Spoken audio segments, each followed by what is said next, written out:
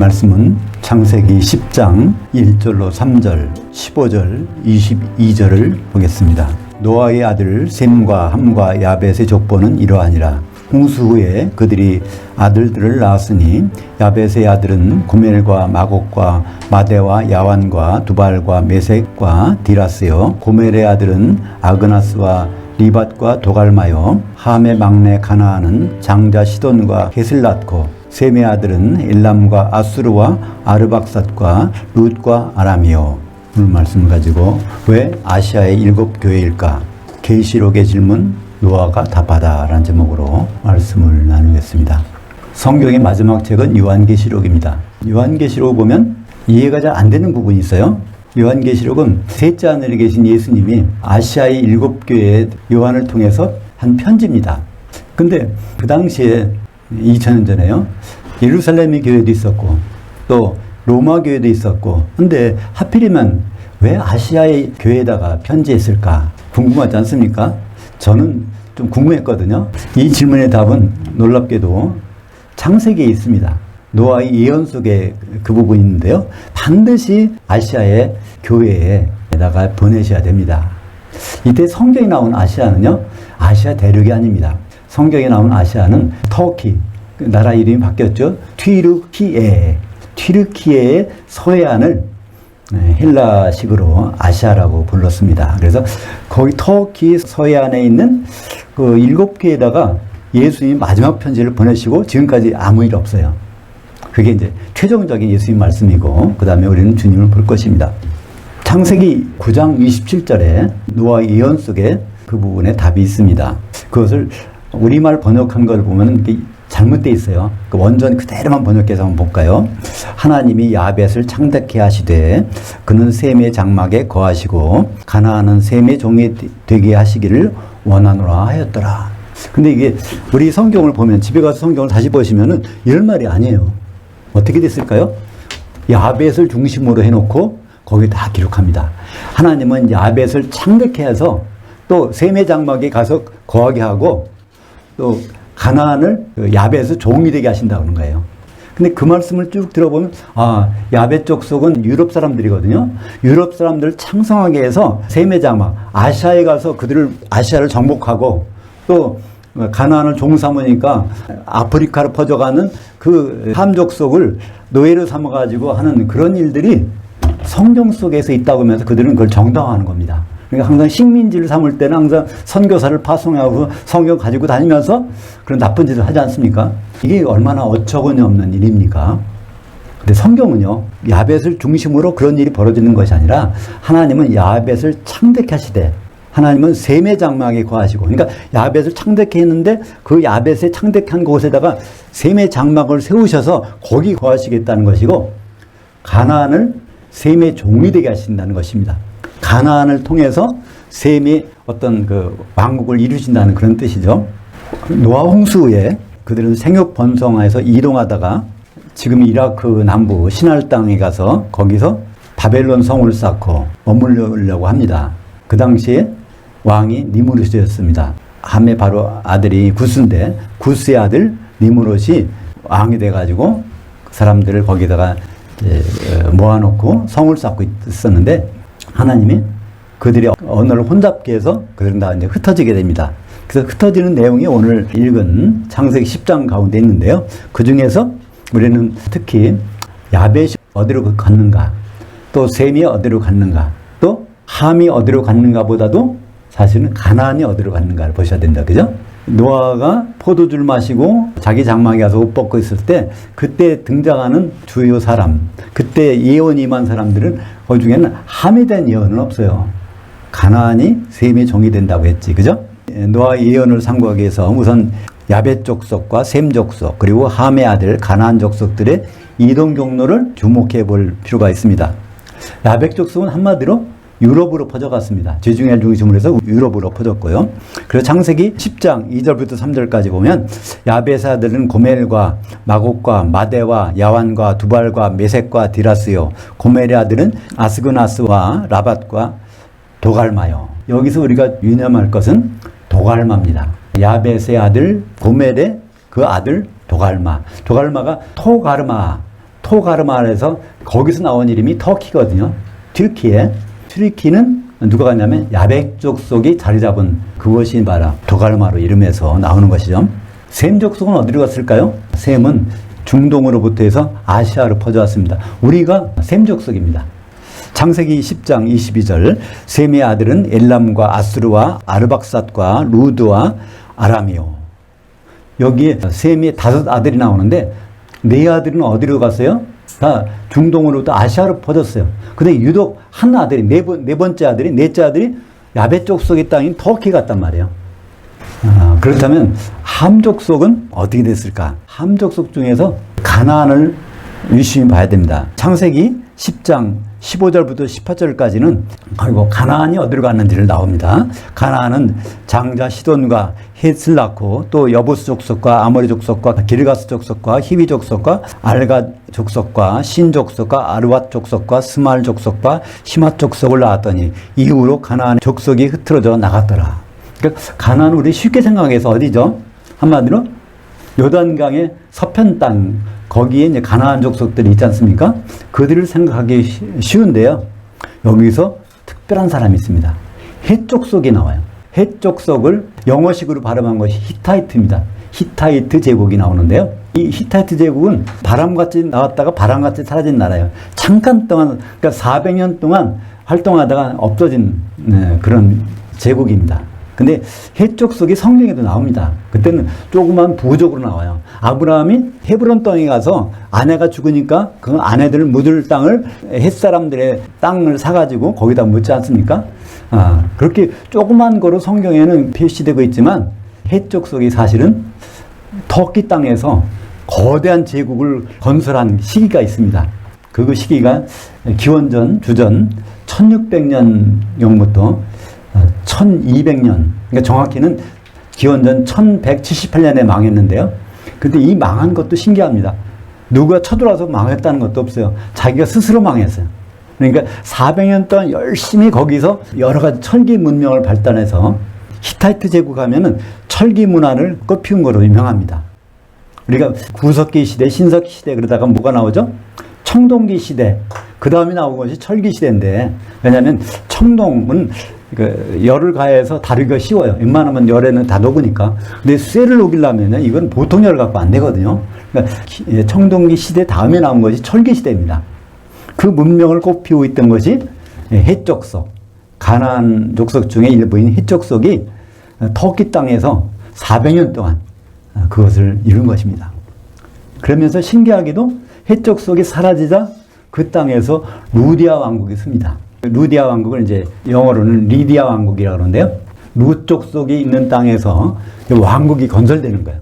루 족속은 그 전부터 거기 가서 있었지만, 도갈마 땅에 있었지만 평범한 부족으로 있다가 히타이트, 헷 족속이 터키에서 아주 강력한 제국을 형성해 문명 시대를 만들어 놓은 다음에 그들이 사라지자마자 바로 루디아가 왕국을 세워서 그게 기원전 1200년부터 페르시아의 고레스 왕한테 멸망당하기까지 기원전 546년까지 거기에 있게 된 것입니다. 그래서 그 자리를 이제는 루디아 땅이라고 그러고, 그리고 그걸 헬라식으로 말하면 그것이 아시아 땅입니다.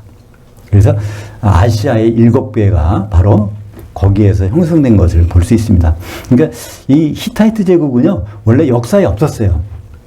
1907년에 우연히 독일의 고고학자가 거기 가서 지하에 문명이 있던 것을 발견해갖고 그걸 보니까 거기에 뭐 법률, 경제, 뭐 문화 그런 것들이 엄청난 문명 국가가 있었다는 것을 알아냈죠. 이것을 정리해보면 어떤 생각이 듭니까? 야벳을 창작케 하셔서 거기 터키 땅에도 야벳 도갈마가 가게 하시더니 거기에 루 족속이 들어가서 지내고 있는데 갑자기 헷 족속, 히타이트 제국이 400년 동안 터키는 그 아나톨리아 반도라고 합니다. 터키를 아나톨리아 반도에서 철기 문화를 꽃피웠더니 싹 사라진 다음에 거기에서 루디아 왕국을 세워가지고 리디아 왕국을 세워서 페르시아 왕 있을 때까지 거기에 있는 것. 이게 노아를 통해서 하나님은 야벳을 창대케 하시되 하나님은 셈의 장막에 거하시고 거기를 그 준비하는 것을 가나안인 셈의 종이 되기를 원하노라.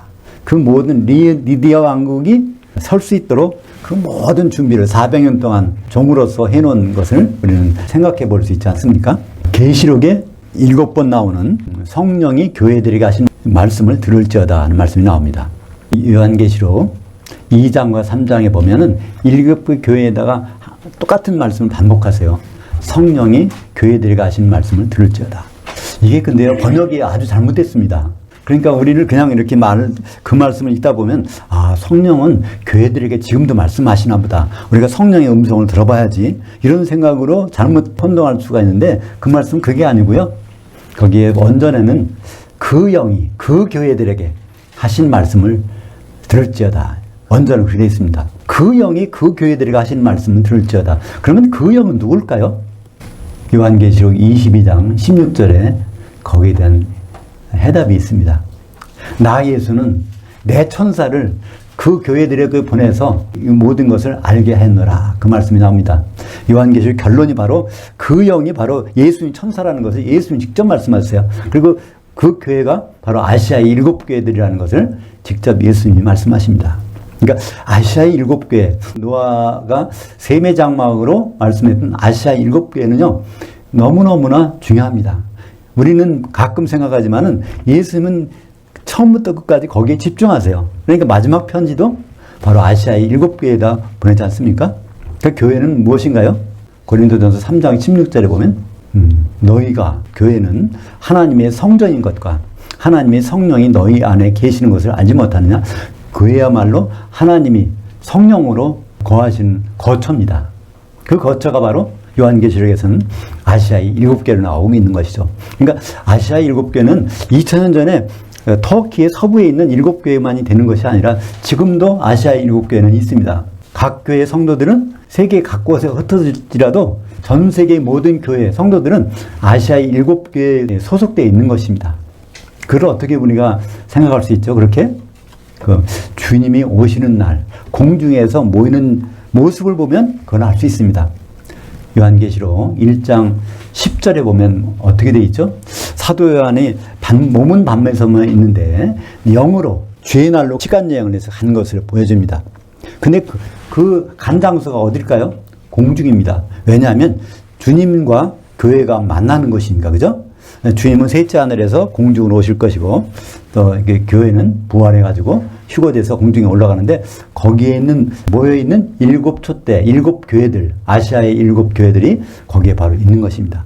그래서 우리가 지금 보면 여기 있지만, 각 교회에 흩어져 있다고 생각하지만, 사실 우리의 신분은 아시아의 7교회 중에 하나로서 지금 있는 것이고, 앞으로 주님 오시면 공중에서 아시아의 7교회 중에 하나의 소속으로 주님을 만나게 될 것입니다.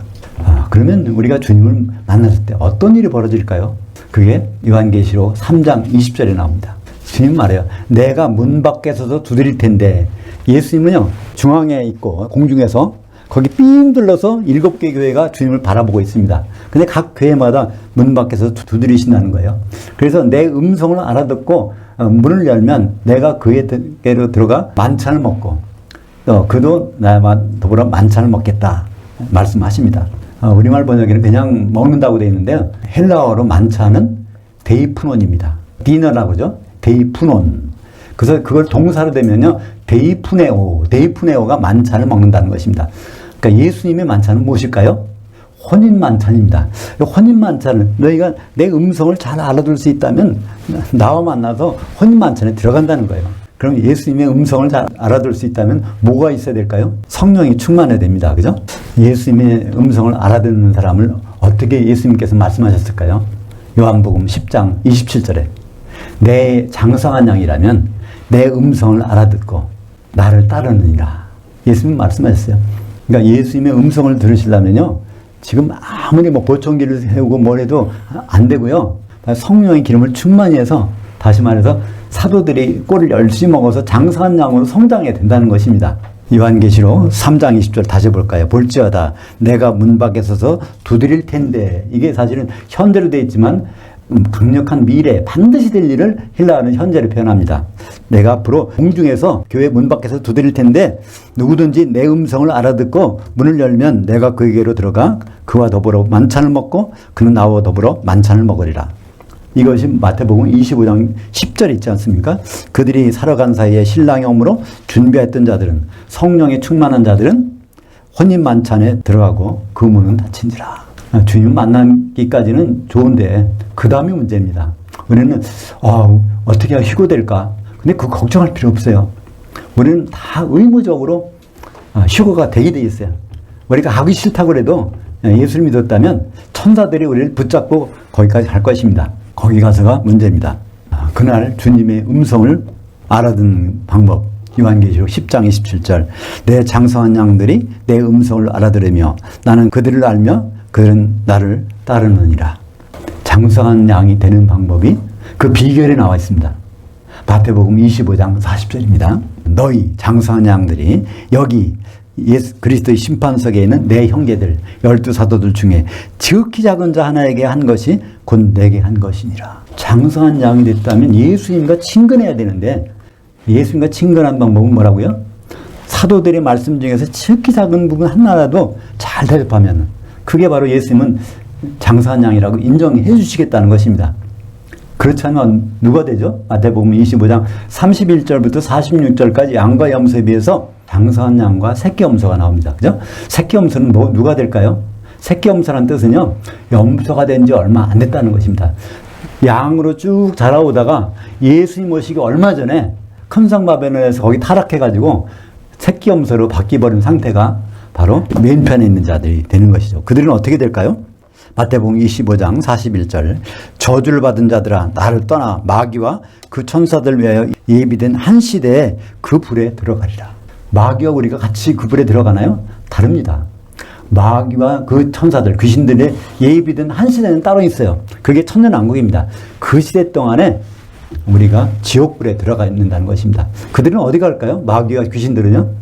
요한계시록 20장 1절부터 3절까지 보면 무조갱에 들어갔다가 다시 이제 천년왕국 지난 다음에 나와서 사방 백성을 미혹하다가 그들은 이제 불못에 들어가죠. 여하튼 새끼 염소가 되면요, 우리 운명이 완전히 이렇게 된다는 거예요.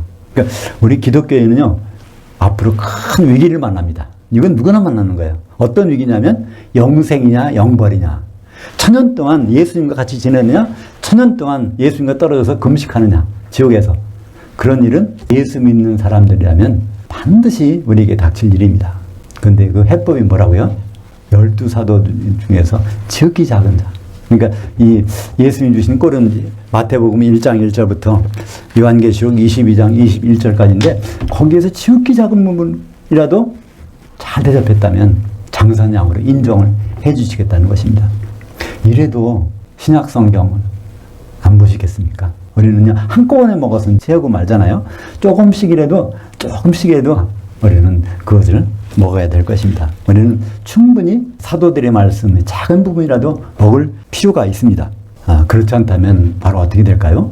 요한계시록 28장 21절처럼 큰 성 바벨론은 그 바다, 불속의 유리바다에서 바다 속으로 깊이 떨어져서 보이지가 않게 되는 것입니다. 언제 보일까요? 1000년 지나서 그 바다가 죽은 자들 내주매 그때 가서 겨우 생명체의 이름이 남아있나 없나 그거 봐서 불못이냐 새 예루살렘 성의 백성으로 들어가느냐 그런 일이 있는 것입니다. 우리는 그거 따지기 전에 아예 주님 만났을 때 주님 음성이 너무 잘 들려. 장사한 양이 되니까 그분의 교회 문 두드릴 때 뭐 너무 잘 들려. 그래갖고 바로 혼인 만찬에 들어가면 얼마나 좋겠습니까? 그날 거기서 주님의 음성을 알아듣도록 사도들의 말씀의 작은 부분까지라도 우리가 먹는 성도들이 됐으면 좋겠습니다. 기도하겠습니다. 하나님 아버지, 하나님은 노아를 통해서 셈의 장막인 하나님의 거하실 처소를 말씀해 주셨는데 그 아시아 7교회가 2000년 전에 있는 것이 아니라 지금도 있고 앞으로 주님을 만날 공중에서 우리는 그 7교회에 소속되어 주님을 만날 것입니다. 우리가 주님의 음성을 잘 알아듣고 만찬에 들어갈 수 있도록 성령 충만함을 유지할 수 있게 인도하여 주시옵소서. 예수님 이름으로 기도합니다. 아멘.